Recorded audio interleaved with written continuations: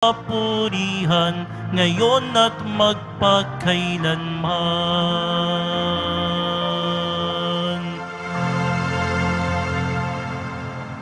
Simulan natin ang ating pagdiriwang sa ngalan ng Ama at ng Anak at ng Espiritu Santo. Amen. Ang pagpapala ng ating Panginoong Hesukristo, ang pag-ibig ng Diyos Ama at ang pakikipagkaisa ng Espiritu Santo naway sumainyong lahat. At sumaiyo rin. Mga kapatid, tinipon tayo bilang kaanib ng angka ng Diyos. Kaya dumulog tayo sa mawaing Panginoong nagpapatawad ng lubos. Sinugong tagapagpagaling sa mga nagsisisi, Panginoon, kaawaan mo kami. Panginoon, kaawaan mo kami. Dumating na tagapag-anyayang mga makasalanan ay magsisi, Kristo, kaawaan mo kami. Kristo, kaawaan mo kami. Nakaluklok ka sa kanan ng Diyos Ama para ipamagitan kami. Panginoon, kaawaan mo kami. Panginoon, kaawaan mo kami. Kaawaan tayo na makapangyarihang Diyos, patawarin tayo sa ating mga kasalanan at patnubayan tayo sa buhay na walang hanggan. Amen. Manalangin tayo. Ama naming makapangyarihan, ang langit at lupa ay iyong pinamamahalaan. Dinggin mo ang pagluhog ng iyong sambayanan at pagkalooban mo kami ng kapayapaan araw-araw. Sa pamamagitan ni Jesucristo, kasama ng Espiritu Santo, magpa sa walang hanggan. Amen. Pagbasa mula sa unang aklat ni Samuel. Noong mga araw na iyon, matapos mapatay ni David si Goliath, nagbalik na si Haring Saul at ang kanyang mga tauhan. Sa bawat bayang madadaanan nila, sinasalubong sila ng mga kababaihan na umaawit at sumasayaw sa saliw ng mga pandereta at alpa. Ganito ang kanilang awit. Libo-libo ang pinatay ni Saul, ang kay David naman ay 10,000. Nagalit si Saul at naisaloob niya kung sinasabi nilang 10,000 ang pinatay ni David at ako'y libo-libo lang, kulang na lamang nas ay siya ang kilalanin nilang hari. At mula noon, naging mainit na ang mata niya kay David. Minsan, nasabi ni Saul kay Jonathan at sa kanyang mga tauhan ang balak niyang pagpatay kay David. Mahal ni Jonathan si David, kaya sinabi niya rito ang balak ng kanyang ama. Ang sabi niya, binabalak kang patayin ng aking ama. Bukas ng umaga, magtago ka sa isang lugar.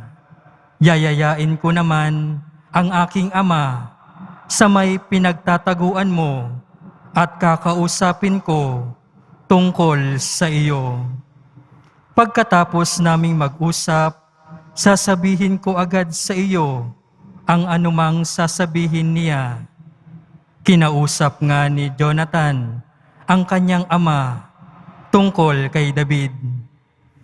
Ama, bakit ibig ninyong patayin si David, gayong wala namang ginagawang masama sa inyo?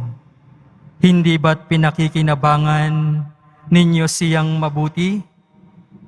Ipinain niya ang kanyang buhay nang harapin niya si Goliath, at niloob naman ng Panginoon na magtagumpay siya para sa Israel. Alam ninyo ito at inyo pang ipinagdiwang.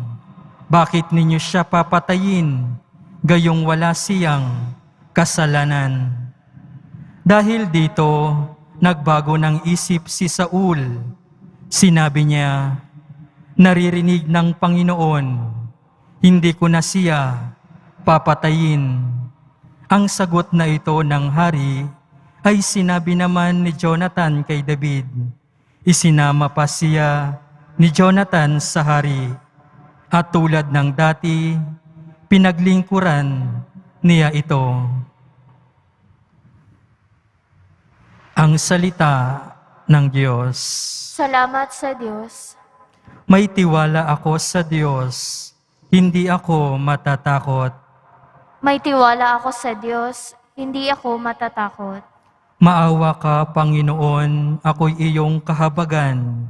Lagi akong inuusib, nilulusob ng kaaway. Nilulusob nila ako, walang likat maghapunan. O kay rami nila, ngayong sa aki, lumalaban. May tiwala ako sa Diyos, hindi ako matatakot. Ang taglay kong sulirani, nababatid mo ng lahat. Pati mga pagluha ko'y may talaan ka ng ingat. Kung sumapit ang sandaling ako sa iyo ay humibik, ang lahat ng kaaway ko ay tiyak na malulupig. Pagkat aking malalamang Diyos ang nasa aking panig. May tiwala ako sa Diyos, hindi ako matatakot. May tiwala ako sa Diyos, pangako niya'y iingatan. Pupurihin ko ang puon sa pangakong binitiwan. Lubos akong umaasa't may tiwala ako sa Diyos. Kung tao ring katulad ko, hindi ako matatakot. May tiwala ako sa Diyos, hindi ako matatakot. Ang anumang pangako ko'y dadalhin ko sa iyo, O Diyos. Ang hain ng pasalamat ay sa iyo ihahandog. Pagkat ako ay iniligtas sa bingit ng kamatayan, iniligtas mo rin ako sa ganap na katalunan. Ako ngayon ay lalakad sa harapan mo, O Diyos. Nataglay ko ang liwanag na ikaw ang nagdulot. May tiwala ako sa Diyos, hindi ako matatakot.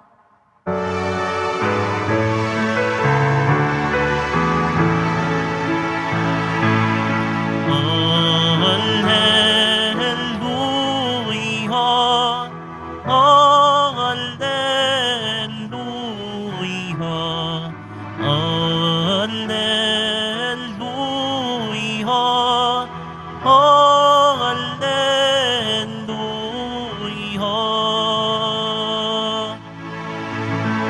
Si Kristo ay nagtagumpay,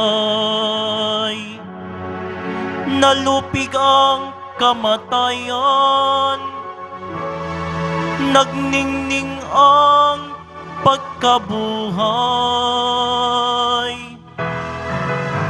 Alleluia, Alleluia, Alleluia,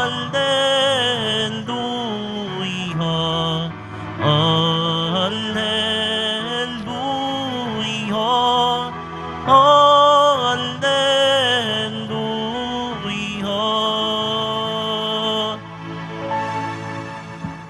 Sumainyo ang Panginoon. At sumaiyo rin. Ang mabuting balita ng Panginoon ayon kay San Marcos. Papuri sa iyo, Panginoon.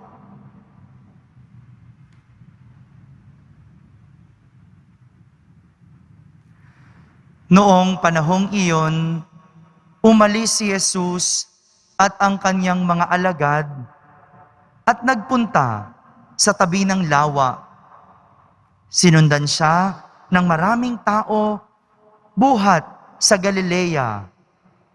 Nagdatingan din naman ang mga napakaraming tao mula sa Judea, sa Jerusalem at sa Idumea, sa ibayo ng Jordan at sa palibot ng Tiro at Sidon, nang mabalitaan nila ang lahat ng ginawa ni Jesus. Nagpahanda si Jesus sa kanyang mga alagad ng isang bangkang magagamit niya upang hindi siya maipit ng mga taong dumaragsa. Marami na siyang pinagaling, kaya't pinagdudumugan siya ng lahat ng may sakit upang mahipo man lamang siya. Bawat inaalihan ng masamang espiritu na makakita sa kanya ay nagpapatira pa sa harapan niya at sumisigaw, "Ikaw ang anak ng Diyos." At mahigpit silang pinagbawalan ni Jesus. Ayaw niyang ipagsabi kung sino siya. Mga kapatid, ang mabuting balita ng Panginoon. Pinupuri ka namin, Panginoong Hesukristo. Isang magandang araw po sa inyong lahat. Matapos matalo at mapatay ni David si Goliath, nagbunyi ang kanilang bayan. Kahapon, narinig natin yung kwento ng pakikipaglaban ni David kay Goliath. Ngayon naman, narinig natin na nagdidiwang ang kanilang bayan. Lahat binabati si David at nagkakantahan at nagsasayawan ang mga kababaihan sa tuwing siya ay dumadaan. Ang sabi nila, libo-libo ang pinatay ni Saul. Ang kay David naman ay 10,000. Dahil dito, ikinasama ng loob ni Haring Saul. Ikinadamdam ng kalooban ni Haring Saul. Sa halip na naging masaya ito sapagkat ang kanilang bayan ay naligtas mula sa kaaway. Sa halip na naging masaya, ang masakit, pinagplanuhan niya na patayin si David. Pinagplanuhang patayin. Ito ay dahil tinignan ni Haring Saul ang kanyang posisyon bilang isang kompetisyon sa halip na isang misyon. Kung kaya't nabalot ng selos, nabalot ng inggit, at nabalot ng pagkukumpara si Haring Saul. Sa halip na napanatag at naging masaya ang kanyang puso dahil ligtas ang kanilang bayan. Hindi na nga natuwa, paninira pa sa kanyang kapwa ang kanyang naisip gawin. Mga kapatid, ganito po ang nangyayari kapag ang isang leader, isang hari, o isang may posisyon ay nakikipagkumpetensya. Sa halip na tingnan ang pag-unlad na nangyayari sa isang bayan sa tulong ng ibang tao, ikinagagalit at ikinasasama ito. Dahil nakikipagkompetisyon sa halip na tinitignan ang posisyon bilang isang misyon. Nagkukumparahan kung ano ang nagawa, nagsisiraan at naglalabanan sa halip na nagsusuportahan at nagtutulungan. Kaya walang tunay na pag-asenso dahil sariling posisyon lang ang inaalagaan. Sariling imahe lang ang pinagtutuunan. Mas importante ang sariling pag-unlad kaysa sa pag-unlad ng pinaglilingkurang tao at bayan. Kaya naman, dito natin hinahangaan at hahangaan si Jesus dahil sa lahat ng kanyang nagawa at sa dami ng kanyang napagaling, hindi niya ninais, hindi niya ginusto na siya ay makilala at maging tanyag sa lahat. Hiniling pa niya sa mga tao na huwag ihayag ang kanyang kabutihang ginawa. Kahit na pinagsisigawan ng mga tao ang kanyang tunay na katauhan, ipinag-utos pa niya na huwag siyang ihayag sa mga tao. Ganito po ang magandang katangian ng isang leader. Hindi sariling pangalan ang pinauunlad, hindi nakatingin sa sariling kapakanan, kundi sa kabutihan at ikauunlad ng mamamayan. Naway makita natin ang mga ito sa mga lider na kumakandidato para mapili natin ang lider na titignan ang kanyang posisyon hindi bilang isang kompetisyon, kundi isang misyon. Amen.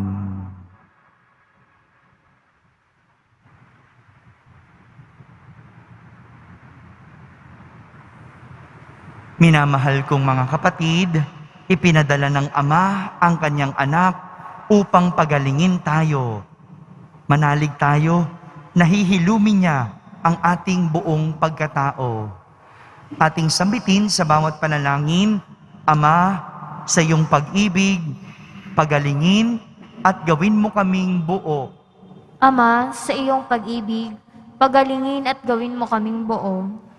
Ang simbahan sa pamamagitan ng kanyang mga namumuno, naway may tapang na harapin at pasanin ang bigat at hamon ng pagbabago. Manalangin tayo.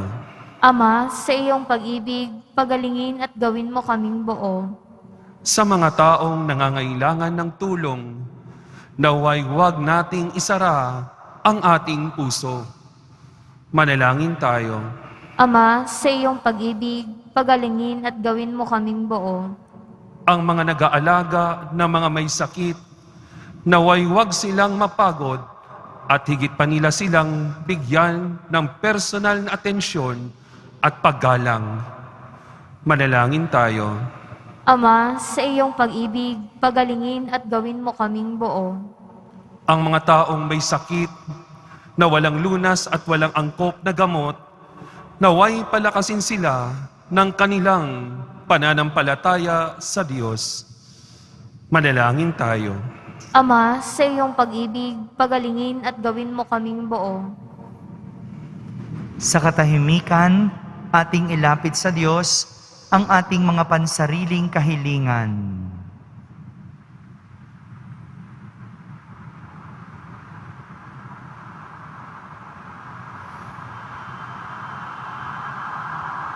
Manalangin tayo. Ama, sa iyong pag-ibig, pagalingin at gawin mo kaming buo.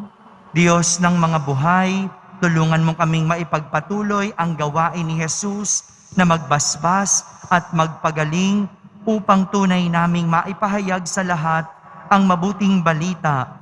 Hinihiling namin ito sa pamamagitan ni Kristo na aming Panginoon.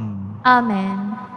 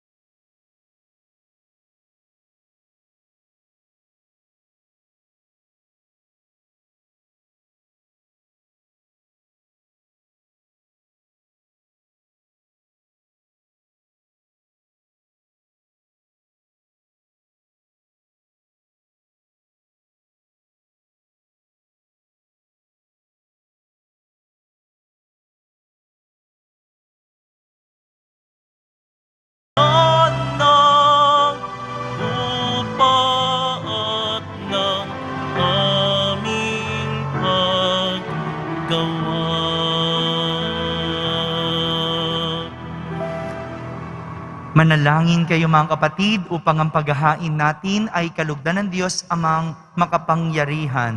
Tanggapin nawa ng Panginoon itong paghahain sa iyong mga kamay, sa kapurihan niya at karangalan, sa ating kapakinabangan at sa buong sambayanan niyang banal. Ama naming lumikha, ipagkaloob mong marapat na ganapin ang banal na paghahain sapagkat tuwing ipinagdiriwang ang alaala ng anak mong nag-aalay, ang pagliligtas niya sa tanan ay nangyayari upang aming pakinabangan.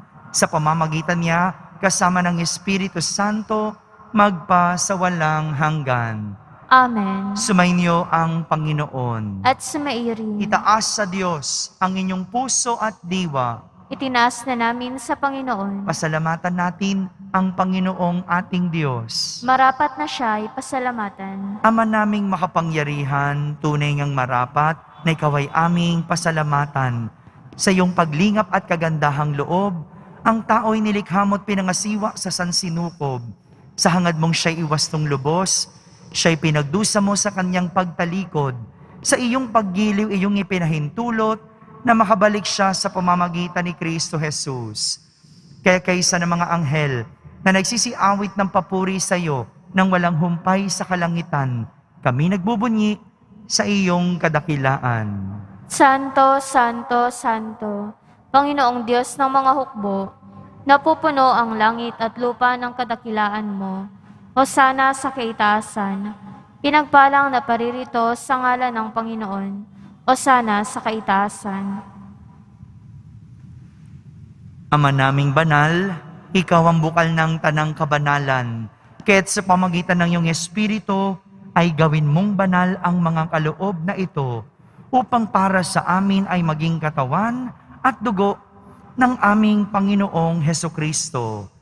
Bago niya pinagtiis ang kusang loob na maging handog, hinawakan niyang tinapay, pinasalamatan kanya, pinaghati-hati niya iyon, iniyabot sa kanyang mga alagad at sinabi, "Tanggapin ninyong lahat ito at kanin, ito ang aking katawan na inihahandog para sa inyo."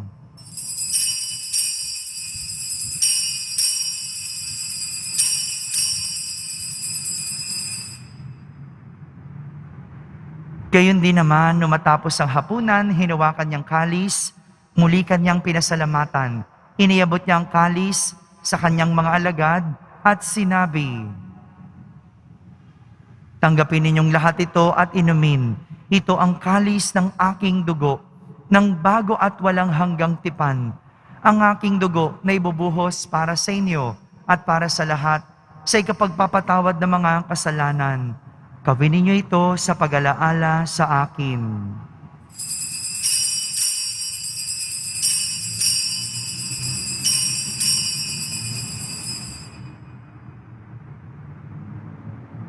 Ipagbunyi natin ang misteryo ng pananampalataya. Si Kristo'y namatay, si Kristo'y nabuhay, si Kristo'y babalik sa wakas ng panahon. Ama, ginagawa namin ngayon ang pag-alaala sa pagkamatay at muling pagkabuhay ng iyong anak. Kaya't inaalay namin sa iyo ang tinapay na nagbibigay buhay at ang kalis na nagkakaloob ng kaligtasan.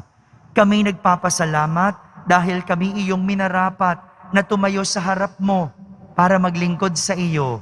Isinasamo namin kaming magsasalo-salo sa katawan at dugo ni Kristo ay mabuklod sa pagkakaisa sa pamamagitan ng Espiritu Santo. Ama, lingapin mo ang iyong simbahang laganap sa buong daigdig. Puspusin mo kami sa pag-ibig kaysa ni Francisco na aming Papa, ni Jose na aming Obispo at ng Tanang Kaparian. Alalahanin mo rin ang mga kapatid naming nahimlay na may pag-asang sila'y muling mabubuhay, gayon din ang lahat ng mga pumanaw. Kaawan mo sila at patuloyin sa iyong kaliwanagan. Kaawan mo at pagindapating kaming lahat na makasalo sa iyong buhay na walang wakas. Kaysa na mahal na Birheng Maria na ina ng Diyos, ng kabiyak ng puso niyang si San Jose, kaysa ng mga apostol at ng lahat ng mga banal na namuhay dito sa daigdig ng kalugod-lugod sa iyo. May pagdiwang nawa namin ang pagpupuri sa kararangal mo sa pamamagitan ng iyong anak na aming Panginoong Heso Kristo. Sa pamamagitan ni Kristo, kasama niya at sa Kanya, ang lahat ng parangal at papuri ay sa iyo, Diyos Amang makapangyarihan, kasama ng Espiritu Santo, magpa sa walang hanggan. Amen. Sa tagubilin ng mga nakahagaling na utos at turo ni Jesus na Panginoon natin at Diyos, ipahayag natin ng lakas loob. Ama namin, sumasalangit ka. Sambahin ang ngalan mo, mapasa amin ang kaharian mo, sundin ang loob mo dito sa lupa para nang sa langit.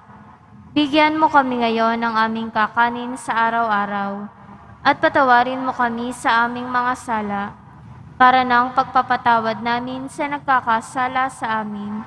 At huwag mo kaming ipahintulot sa tukso, at iadya mo kami sa lahat ng masama.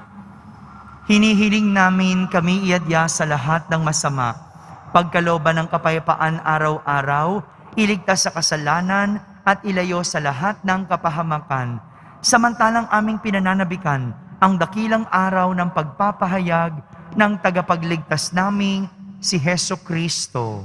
Sapagkat iyo ang kaharian at ang kapangyarihan at ang kapurihan magpakailanman. Amen. Panginoong Jesucristo, sinabi mo sa iyong mga apostol, kapayapaan ang iniiwan ko sa inyo. Ang aking kapayapaan ang ibinibigay ko sa inyo. Tunghayan mo ang aming pananampalataya at huwag ang aming pagkakasala. Pagkalooban mo kami ng kapayapaan at pagkakaisa ayon sa iyong kalooban, kasama ng Espiritu Santo, magpa sa walang hanggan. Amen. Ang kapayapaan ng Panginoon ay laging sumainyo. At sumaiyo rin. Magbigayan kayo ng kapayapaan sa isa't isa. Kapayapaan po para sa lahat. Kordero ng Diyos na nag-aalis ng mga kasalanan ng sanlibutan, maawa ka sa amin. Kordero ng Diyos na nag-aalis ng mga kasalanan ng sanlibutan, maawa ka sa amin. Kordero ng Diyos na nag-aalis ng mga kasalanan ng sanlibutan, ipagkaloob mo sa amin ang kapayapaan.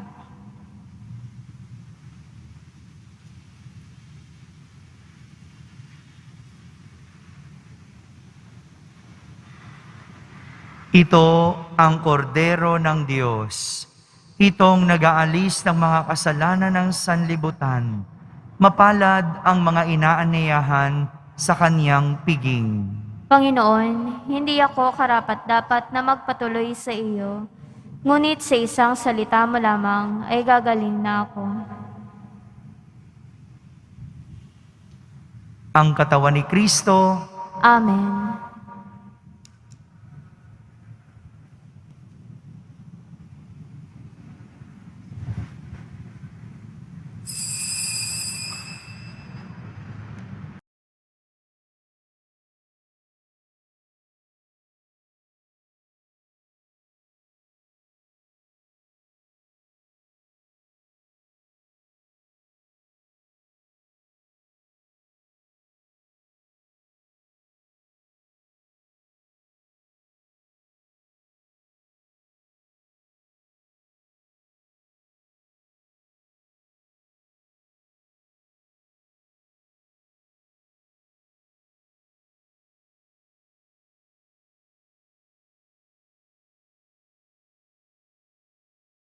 Manalangin tayo.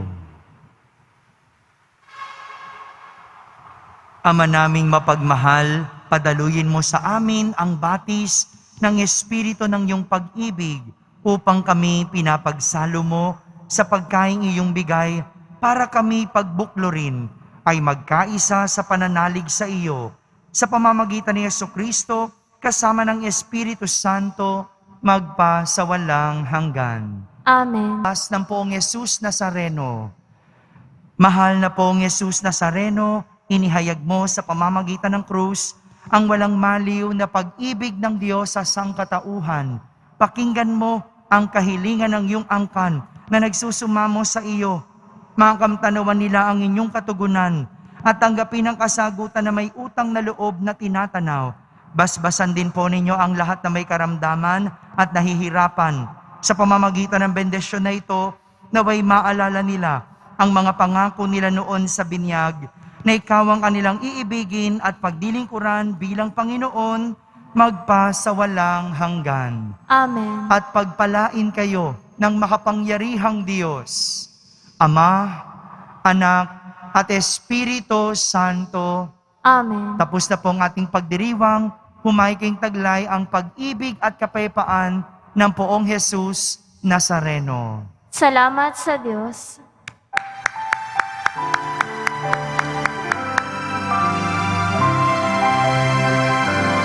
Nuestro Padre Jesus Nazareno, sinasamba ka namin, pinipinpo ka namin, aral mo ang aming buhay at kaligtasan. Nuestro Padre Jesus Nazareno, iligtas mo kami sa kasalanan. Ang krus mong kinamatayan ay sagisag ng aming kaligtasan. Nuestro Padre Jesus Nazareno, dinarangal ka namin. Nuestro Padre Jesus Nazareno, nilulwalhati ka namin. Nuestro Padre Jesus Nazareno, dinarangal ka namin. Nuestro Padre Jesus Nazareno, nilulwalhati ka namin.